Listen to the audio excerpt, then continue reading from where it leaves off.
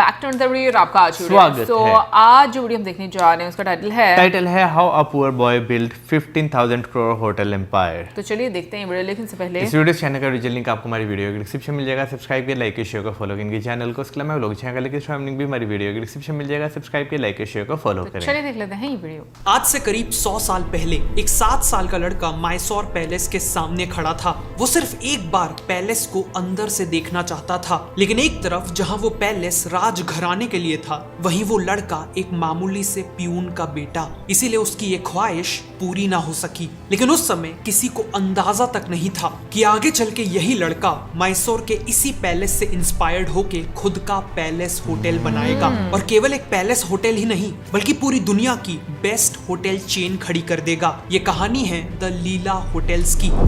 साल 1922 केरला के कन्नूर शहर के पास एक छोटे से गांव में एक टूटी फूटी झोपड़ी में जन्म होता है कृष्णन नायर का। उनके फादर एक गवर्नमेंट प्यून थे और मदर कोकोनट से ऑयल निकालकर बेचा करती थी, जिस कारण उनके हाथों में छाले पड़ चुके थे। फैमिली की हालत देखते हुए कृष्णन को बचपन में ही एजुकेशन की इंपॉर्टेंस समझ आ चुकी थी। इसीलिए उन्होंने स्कूल को अपना मंदिर बना लिया। संस्कृत से लेकर साइंस तक सभी कॉन्सेप्ट्स में खुद को डुबा दिया। लकीली जब उनके एक्सेप्शनल डेडिकेशन और टैलेंट के बारे में वहां के राजा को पता चला, तो उन्होंने डिक्लेयर कर दिया कि कृष्णन की हायर एजुकेशन का पूरा खर्चा वो उठाएंगे। इसी सपोर्ट के चलते कृष्णन ने आगे चल के मद्रास के गवर्नमेंट आर्ट्स कॉलेज में एडमिशन ले लिया। उनका सपना था कॉलेज कंप्लीट करके एक रिस्पेक्टेबल नौकरी करना, लेकिन उन्हें किस्मत का साथ नहीं मिला। उनकी फैमिली अभी भी फाइनेंशियली स्ट्रगल कर रही थी, पेरेंट्स की एज हो रही थी और उन्हें जल्द से जल्द कृष्णन का सपोर्ट चाहिए था। इसीलिए 1942 में कृष्णन ने 20 साल की उम्र में कॉलेज को बीच में ही छोड़ दिया और ब्रिटिश इंडियन आर्मी में नौकरी ले ली। उन्हें सिविलियन वायरलेस ऑफिसर के तौर पे अबोटाबाद की बर्फीली पहाड़ियों में पोस्टिंग मिली। यहाँ उनका काम था एलाइड आर्मी के क्रिप्टिक मैसेजेस को सुनना और उन्हें डिकोड करके हेडक्वार्टर्स भेजना। कृष्णन को अपनी लाइफ में पहली बार चीजें सेटल होती हुई दिख रही थी। वो फैमिली को फाइनेंशियली सपोर्ट भी कर पा रहे थे, लेकिन तभी एक बहुत बड़ी ट्रेजेडी हो जाती है। केरला में एक फेमाइन, एक अकाल आ जाता है, जिसमें करीब 40,000 लोगों की जान जाने वाली थी। एक तरफ कृष्णन को आर्मी बेस में 3 टाइम का खाना मिलना गारंटीड था, तो वहीं उनके गांव के लोग, उनके बचपन के दोस्त भूख से दम तोड़ रहे थे। उनके लिए ये बात अनएक्सेप्टेबल थी। इसीलिए उन्होंने जॉब क्विट कर दी और लोगों की मदद करने केरला वापस लौट आए। उन्होंने इमीडिएटली गवर्नमेंट के सिविल सप्लाईज डिपार्टमेंट को ज्वाइन कर लिया, जहां उन्हें राइस, शुगर और केरोसिन जैसे एसेंशियल्स को आम जनता तक पहुंचाने का इंचार्ज बना दिया गया। बहुत जल्द उन्हें रियलाइज हुआ कि पूरा सिस्टम करप्ट ऑफिशियल्स और डीलर्स से भरा हुआ है, जिस कारण खाना लोगों तक नहीं बल्कि ब्लैक मार्केट में पहुंच रहा था। लेकिन कृष्णन ने चार्ज लेते ही ये सब एक झटके में ही रोक दिया। वो डिपार्टमेंट से निकलने वाले एक एक दाने का हिसाब रखने लगे और करप्ट डीलर्स को ब्लैकलिस्ट कर दिया। बहुत जल्द पूरे कन्नूर में उनकी ईमानदारी की चर्चा होने लगी और वो एक लोकल हीरो बन गए। सिचुएशन कंट्रोल होते ही कृष्णन ने दोबारा आर्मी ज्वाइन करने का डिसीजन लिया और इस बार उनका सिलेक्शन हुआ शॉर्ट कमीशन ऑफिसर के तौर पे, जो एक रियल कॉम्बैट रोल था। उन्हें मराठा लाइट इन्फेंट्री में असाइन किया गया और कुछ ही साल में वो कैप्टन की रैंक तक पहुंच गए। और तभी उनकी लाइफ में एक मेजर टर्निंग पॉइंट आया। कन्नूर के सबसे रिस्पेक्टेड बिजनेसमैन ए.के. नायर कई सालों से कृष्णन को ऑब्जर्व कर रहे थे। फेमाइन के दौरान उनके काम और उनके बेहतरीन आर्मी करियर से वो काफी इंप्रेस थे। इसीलिए उन्होंने अपनी बेटी की शादी कृष्णन से करने का डिसाइड कर लिया। दोनों साइड्स के एग्रीमेंट के बाद 1950 में उनकी शादी हो गई। ए.के. नायर की बेटी और कृष्णन की वाइफ का नाम था लीला। वही लीला जिसके नाम पे कृष्णन एक दिन दुनिया का बेस्ट होटल ब्रांड बनाने वाले थे। जहां दूसरे लोग कृष्णन में एक सक्सेसफुल आर्मी ऑफिसर देख रहे थे, वहीं लीला ने एक ऐसा लीडर देखा जो खुद का बिजनेस एम्पायर बना सकता था। इसीलिए 1952 में उन्होंने कृष्णन को आर्मी क्विट करने के लिए कन्विंस कर लिया।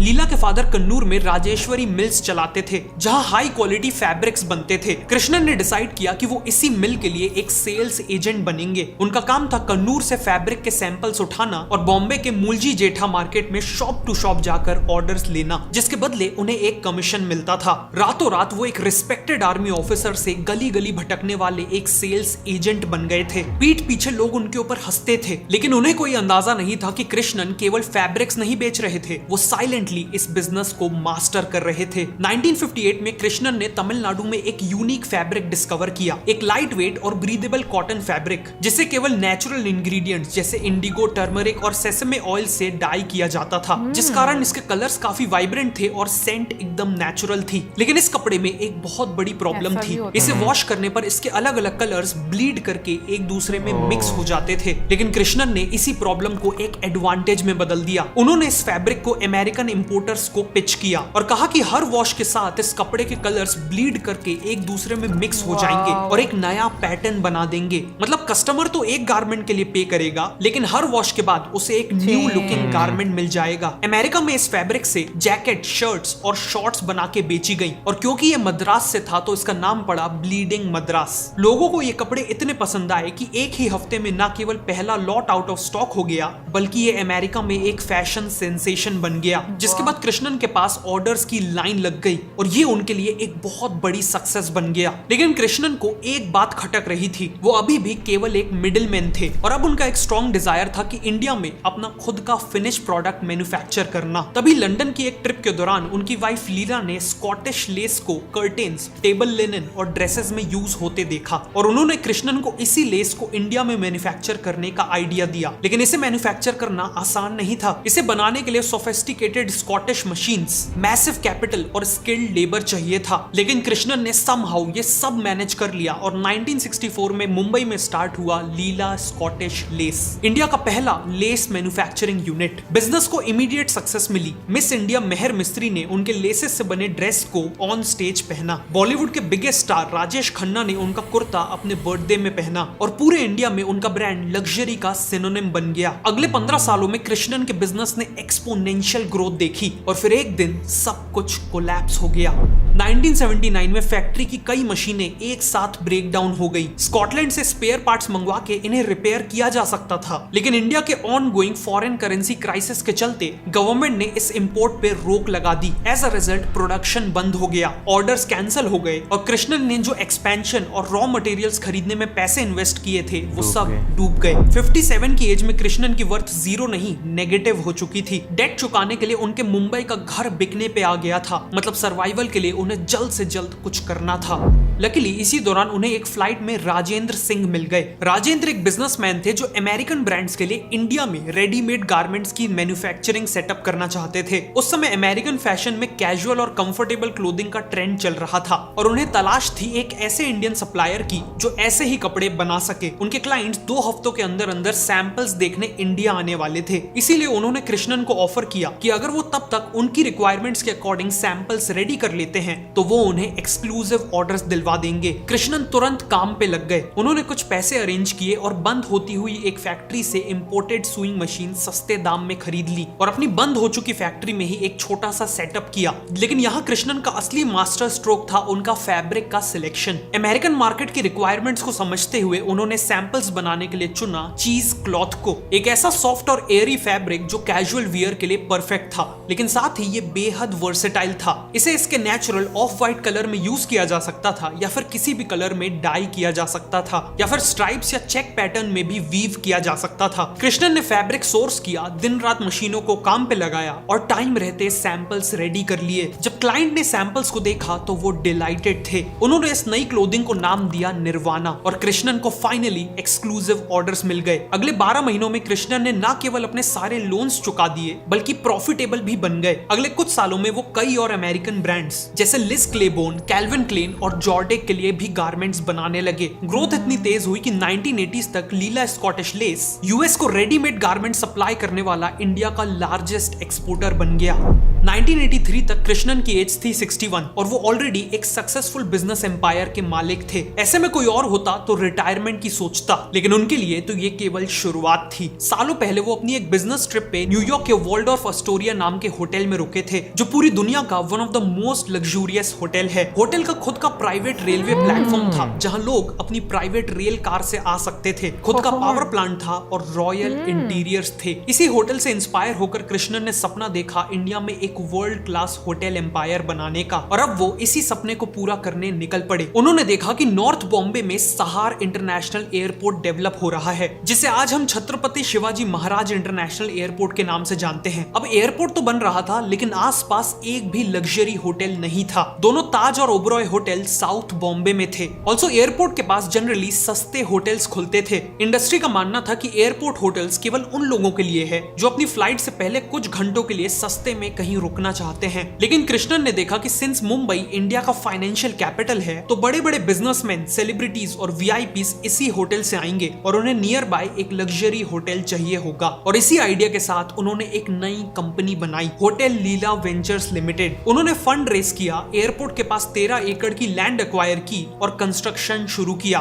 250 कमरों का यह होटल मैसिव ग्रीन गार्डन्स के बीचों बीच बनने वाला था, और लग्जरियस इंटीरियर्स बनाने के लिए London based interior designer Frank solano को हायर किया गया था। काम इतनी तेजी से हुआ कि एक ही साल में 4 फ्लोर्स कंस्ट्रक्ट हो चुके थे कि तभी कहानी में एक ट्विस्ट आता है। इंडियन एक्सप्रेस के फ्रंट पेज में खबर छपती है, ये क्लेम करते हुए कि लीला होटल के कंस्ट्रक्शन के लिए 19 रूल्स को तोड़ा जा रहा था, और ये होटल अपनी ज्यादा हाइट के कारण फ्लाइट्स के पाथ को इंटरफियर करेगा। खबर छपने के बाद ऑपोजिशन लीडर्स ने ऑब्जेक्ट किया, कंस्ट्रक्शन रुकवा दिया गया और एक इंक्वायरी बैठ गई। महीनों तक कंस्ट्रक्शन रुका रहा और प्रोजेक्ट का कॉस्ट बढ़ता चला गया। कृष्णन हार्ट ब्रोकन थे, क्योंकि उन्हें पता था कि प्रोजेक्ट ने कोई रूल्स नहीं तोड़े हैं। फाइनली पीएम राजीव गांधी ने खुद एक ऑफिशियल को साइट इंस्पेक्शन में भेजा, जिसमें पता चला कि सारे एलिगेशंस कंप्लीटली बेसलेस हैं, और इसी के बाद फाइनली कंस्ट्रक्शन रिज्यूम हुआ। 12 अक्टूबर 1986 को वो दिन आया। द लीला मुंबई ने गेस्ट के लिए अपने दरवाजों को खोला। ये केवल एक एयरपोर्ट होटल नहीं था, ये एक महल था। मार्बल फ्लोर्स, क्रिस्टल शैंडलियर्स और हर कोने में एक्सपेंसिव आर्ट पीसेस थे। स्टाफ को ऐसी ट्रेनिंग मिली थी कि वो गेस्ट की नीड्स को उनके बोलने से पहले ही एंटिसिपेट कर लें। जैसे एक बार होटल के गार्डनर ने कुछ नोटिस किया, एक गेस्ट गार्डन में गिरे हुए प्लमेरिया फ्लावर्स को उठा रहे थे। अगले दिन जब वो गेस्ट नीचे आए तो स्टाफ ने उन्हें प्लमेरिया फ्लावर से भरा हुआ पूरा बोल गिफ्ट किया, जिस कारण वो गेस्ट डिलाइटेड फील करने लगे और लाइफ टाइम के लिए लीला के कस्टमर बन गए। लीला मुंबई का सबसे बड़ा एडवांटेज था कि ज्यादातर इंटरनेशनल फ्लाइट्स का अराइवल और डिपार्चर टाइम रात 12 बजे के अराउंड था। मतलब इंडिया से बाहर जाने वाले ट्रैवलर्स फ्लाइट लेने के लिए रात के 10-11 बजे ही लीला से चेकआउट कर देते थे, जबकि रियल चेकआउट टाइम तो अगले दिन दोपहर में था। फिर उसी फ्लाइट से जो पैसेंजर इंडिया आया था वो लीला में चेक इन कर लेता था। मतलब एक दिन में एक रूम से लीला को 2 बार रेंट मिलता था। ओपनिंग होते ही लीला मुंबई हाई नेटवर्थ इंडिविजुअल्स के लिए गो टू होटल बन गया। ऑल्सो क्योंकि फिल्म सिटी नॉर्थ मुंबई में थी, तो बॉलीवुड के स्टार्स, डायरेक्टर्स और प्रोड्यूसर्स के लिए भी लीला फर्स्ट चॉइस बन गया। और इसी तरह कृष्णन का पहला होटल ही एक मैसिव सक्सेस बन चुका था।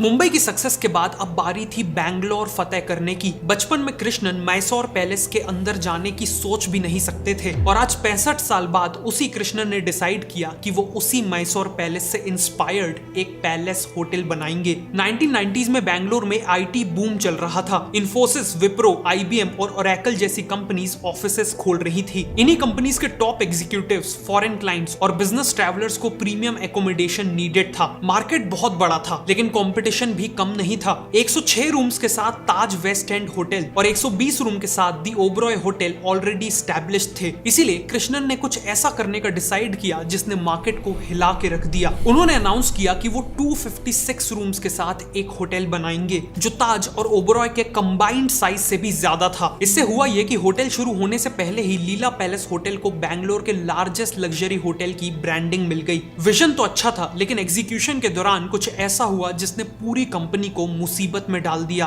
इतने कॉम्प्लिकेटेड प्रोजेक्ट होने के कारण कंस्ट्रक्शन डिले होता गया, और इसे फंड करने के लिए जो डेट लिया था उसे वापस लौटाने का टाइम आ गया। एग्जिस्टिंग होटल्स की इनकम इतनी नहीं थी कि उससे ये लोन चुकाया जा सके। मतलब कंपनी एसेंशियली बैंकरप्ट हो चुकी थी। ये प्रोजेक्ट इतना बड़ा और कॉम्प्लिकेटेड था कि इसे ट्रैक करना ऑलमोस्ट इम्पॉसिबल हो गया, और ये एक मेन कारण बना जिसके कारण टाइमलाइंस पुश होती चली गई। इनफैक्ट ज्यादातर Indian businessman same problem face करते हैं। उनके पास टास्क असाइन करने का और प्रोग्रेस ट्रैक करने का कोई प्रॉपर सिस्टम ही नहीं होता, जिस कारण टीम को एग्जैक्टली पता ही नहीं होता कि किसे क्या करना है और कब तक करना है। और बिजनेस ओनर को हर छोटी छोटी चीज के लिए अलग अलग लोगों से फॉलो अप करना पड़ता है। जब क्लैरिटी नहीं होती तो डेडलाइन मिस होती है और प्रोडक्टिविटी भी कम होती है। इसी प्रॉब्लम को सॉल्व करता है प्रोजेक्ट ऐप, जिसमें आप और आपके पूरे के एक ही प्लेटफॉर्म पे होती है। आपके बिजनेस का हर प्रोजेक्ट यहाँ एक जगह दिखता है। हर प्रोजेक्ट को ट्रैक करने के लिए यहाँ अलग अलग स्टेजेस होती हैं, जैसे न्यू, इन प्रोग्रेस, रिव्यू या कंप्लीटेड। इन स्टेजेस को भी आप अपने काम के अकॉर्डिंग कस्टमाइज कर सकते हो। हर प्रोजेक्ट के अंदर आप टास्क क्रिएट करते हो और हर टास्क को एक डेडलाइन के साथ एक स्पेसिफिक टीम मेंबर को असाइन करते हो। जैसे जैसे काम आगे बढ़ता है आपकी टीम प्रोग्रेस अपडेट करती रहती है। मतलब अब अपडेट के लिए किसी को बार बार कॉल करने की जरूरत नहीं है, सिंपली प्रोजेक्ट ऐप खोलो और जवाब सामने होगा। ऑल्सो प्रोजेक्ट्स को मैनेज करने के लिए 3 अलग अलग व्यूज अवेलेबल हैं। kanban व्यू में टास्क स्टिकी नोट्स की तरह दिखते हैं। टाइमलाइन व्यू में हर टास्क, हर डेडलाइन एक क्लीन टाइमलाइन पे दिखती है और लिस्ट व्यू में सब कुछ एक सिंपल टेबल में होता है। साथ में ये ऐप आपकी टीम के वर्किंग आवर्स को भी ऑटोमेटिकली ट्रैक करता है बिल्ट इन टाइम शीट्स के थ्रू। ओडू का फर्स्ट ऐप लाइफ टाइम के लिए फ्री है, so try it now. Link नीचे डिस्क्रिप्शन और पिन कमेंट में है। अब वीडियो पे वापस आते हैं। कंपनी को बैंक्रप्सी से बचाने के लिए कृष्णन ने अपनी सालों तक डेवलप की सेल्स स्किल्स का यूज किया। उन्होंने HDFC बैंक के चेयरमैन दीपक पारेख के साथ एक मीटिंग अरेंज की और बैंगलोर प्रोजेक्ट के विजन को कॉन्फिडेंस के साथ पिच किया। दीपक पारेख कन्विंस हो गए और उन्होंने इमरजेंसी फंडिंग को मंजूरी दे दी, लेकिन ये फंडिंग इतनी नहीं थी कि पूरे होटल को कंप्लीट किया जा सके। इसीलिए कृष्णन ने इस होटल को फेजेस में बनाया। फेज 1 में वेस्ट विंग बना, मतलब पहले केवल 90 रूम्स, लॉबी और सिट्रस रेस्टोरेंट बना और उसे गेस्ट के लिए खोल दिया गया, जिससे रेवेन्यू आना शुरू हो गया। ऐसे ही एक एक करके पूरा होटल फिनिश हुआ। जहां दूसरे होटल्स केवल लग्जरी ऑफर कर रहे थे, वहीं लीला पैलेस बैंगलोर रॉयल्टी ऑफर कर रहा था, क्योंकि ये केवल एक होटल नहीं बल्कि एक रियल पैलेस जैसा था। इसीलिए बहुत जल्दी बैंगलोर के लग्जरी होटल्स में अनडिस्प्यूटेड किंग बन गया और 90% ऑक्यूपेंसी रेट के साथ ये कंपनी के लिए एक कैश काउ बन गया था। इस सक्सेस के बाद लीला होटल्स की रफ्तार और भी तेज हो गई। मिड 2000s तक ये मुंबई और बैंगलोर के साथ साथ गोवा और कोवलम में भी वर्ल्ड क्लास रिजॉर्ट्स के साथ एक्सपैंड कर चुके थे, लेकिन अभी भी एक बहुत बड़ा गैप फिल करना बाकी था। कृष्णन को पता था कि जब तक वो इस एक शहर में अपने आप को साबित नहीं कर लेते, तब तक लीला इंडिया में एक टॉप टियर होटल चेन नहीं कहला पाएगा। और वो शहर था महाराणाओं की भूमि, उदयपुर। उदयपुर इंडिया की अल्ट्रा लग्जरी वेडिंग्स के लिए एक टॉप डेस्टिनेशन था। जब 1983 में जेम्स बॉन्ड की मूवी यहाँ शूट हुई तो ये पूरी दुनिया से टूरिस्ट को अट्रैक्ट करने लगा था और हर टॉप होटल चेन का फ्लैगशिप और सबसे एक्सपेंसिव होटल उदयपुर में ही था। जैसे एक और था the legendary Taj lake palace, एक 270 साल पुराना मार्बल मॉन्यूमेंट जो लेक पिछोला के बीचों बीच बना था। वहीं दूसरी ओर था दी ओबरॉय उदय विलास। 30 एकड़ में बना ये पैलेस होटल अपने प्राइवेट पूल्स और फ्लॉलेस सर्विस के लिए जाना जाता था। 2015 में इसे best hotel in the world का अवार्ड मिलने वाला था, लेकिन कृष्णन ने ठान लिया कि चाहे चैलेंज कितना भी बड़ा हो, वो उदयपुर में लीला को स्टैब्लिश करके ही रहेंगे। उन्होंने लेक पिछोला के किनारे एक पिंक स्ट्रक्चर स्पॉट किया, जहां दूसरों को ये केवल एक खंडर दिख रहा था, वहीं कृष्णन ने इसमें अपना फ्यूचर होटल देख लिया था।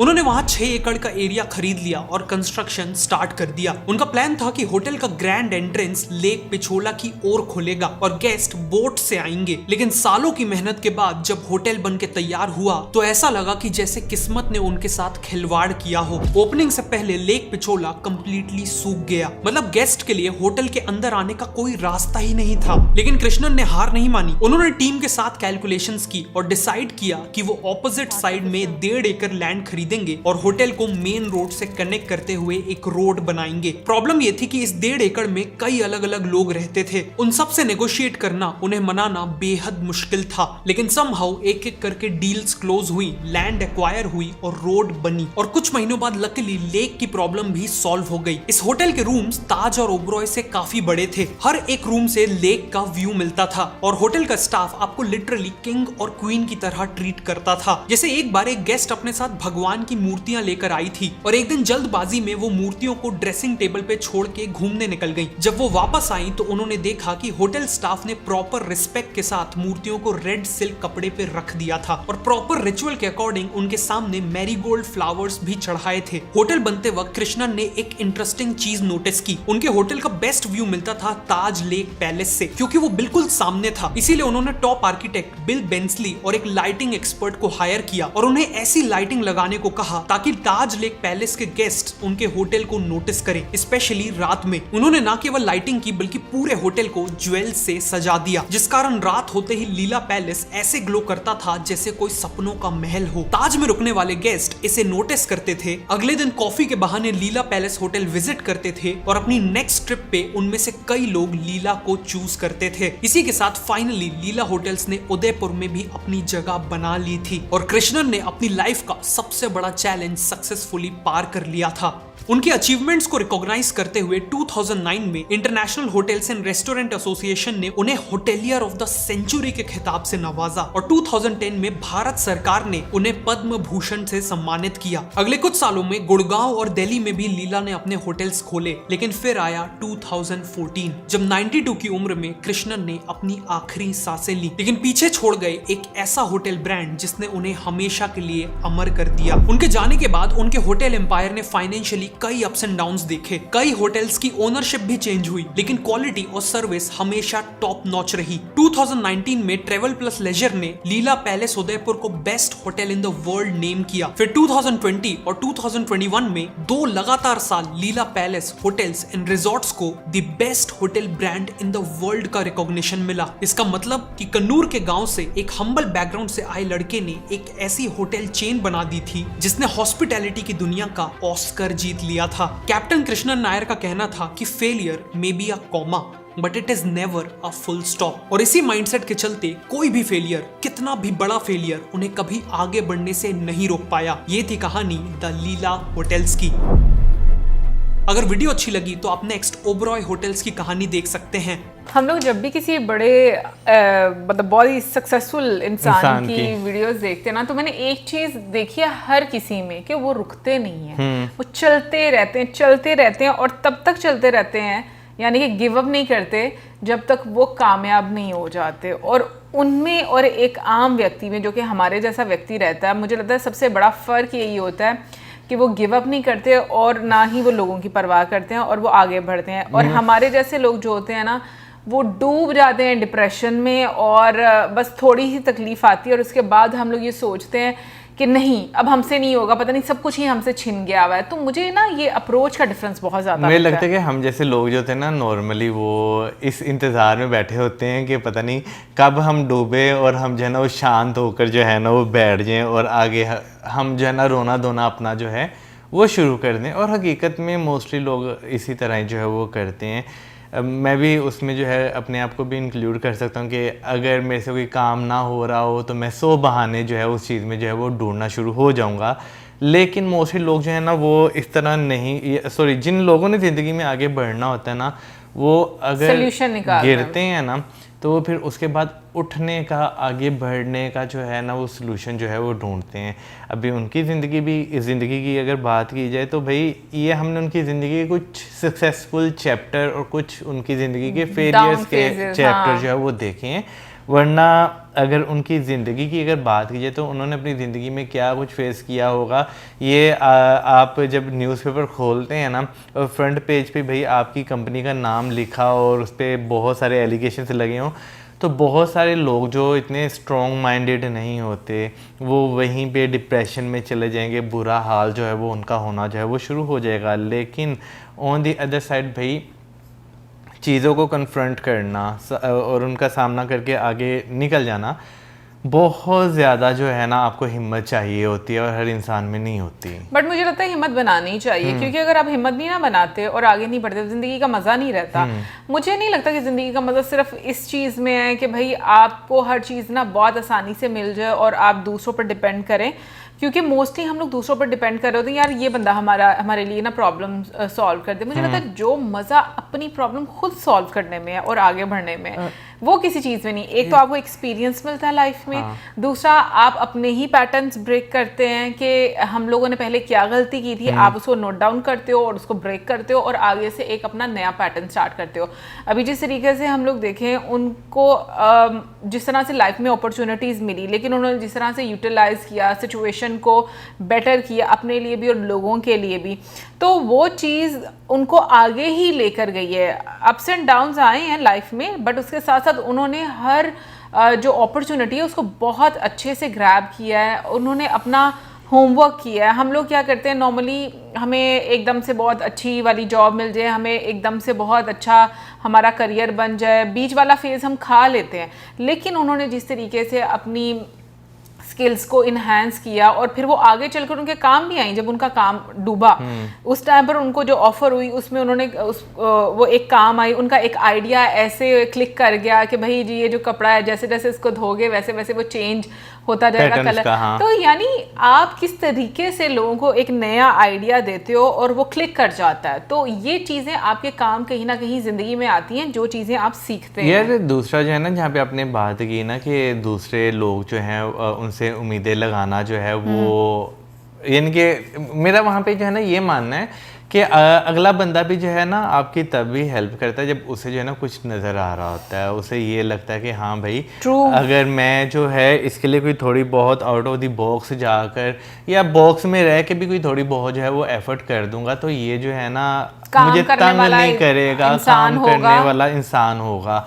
वरना अगर आप ये इस तरह बैठे रहेंगे ना कि हाँ भाई मैंने बस अगले बंदे को कह दिया मेरी जॉब लग जाए, मुझे जाकर कुछ करना भी ना पड़े, तो फिर अगला बंदा भी जो है ना वो एक बार आपकी हेल्प कर देगा, अगली बार जो है वो बिल्कुल आपसे जो है वो कत्ता ताल्लुक जो है वो कर लेगा। बाकी जो है भाई मार्केट में अपॉर्चुनिटीज़ जो है उसको देखना और उसको परखना और फिर जो है उसको एग्जीक्यूट करना उन अपॉर्चुनिटीज़ को प्रैक्टिकल तौर पर, ये बहुत ज़्यादा इंपॉर्टेंट जो है वो होता है। जैसे उन्होंने जो है उदयपुर में, बेंगलोर में जो है अपॉर्चुनिटीज़ जो है वो देखी और वहाँ पर जो है उन्होंने वो बनाया, होटल बनाए। फिर बॉम्बे में उन्होंने अपॉर्चुनिटी देखी कि भाई एयरपोर्ट बन रहा है, पास कोई लग्जरी होटल नहीं है, उन्होंने वहाँ पे भी जो है वो बनाया। ठीक है, प्रॉब्लम्स उनकी ज़िंदगी में आई, उन्होंने उसको भी सॉल्व किया। तो सबसे बड़ी चीज़ ये थी कि भाई अपॉर्चुनिटी आपको मिल रही हो ना, पकड़ लो। और समटाइम इस तरह भी होता है कि भाई अपॉर्चुनिटी आपको मिल रही होती है ना, उस टाइम एक और अपॉर्चुनिटी आपके सामने आके खड़ी हो जाती है और आप कंफ्यूज भी हो जाते हो। मुझे ऐसा लगता है गरीब आदमी के दिमाग में और एक अमीर आदमी के दिमाग में फ़र्क ये होता है सबसे पहले डर का। जो अमीर आदमी होता है वो रिस्क लेने में डरता नहीं महसूस करता, और गरीब आदमी सबसे पहले डरता है भाई इतने पैसे कहाँ से आएंगे। और जो अमीर आदमी होता है वो सोचता है कि मुझे पता है कि ये पैसे आ जाएंगे, काम शुरू करना है। तो ये अप्रोच जो है ना, माइंडसेट बहुत डिफरेंट होते हैं दोनों के। तो मुझे लगता है कि अपने माइंडसेट की वजह से हम लोग जिंदगी में सक्सेसफुल भी होते हैं और नाकाम भी होते हैं। बाकी कमेंट सेक्शन में आप जरूर बताइएगा कि आपका क्या कहना आज की स्टोरी के बारे में। मिलेंगे नेक्स्ट वीडियो में, सब्सक्राइब करना। Good bye.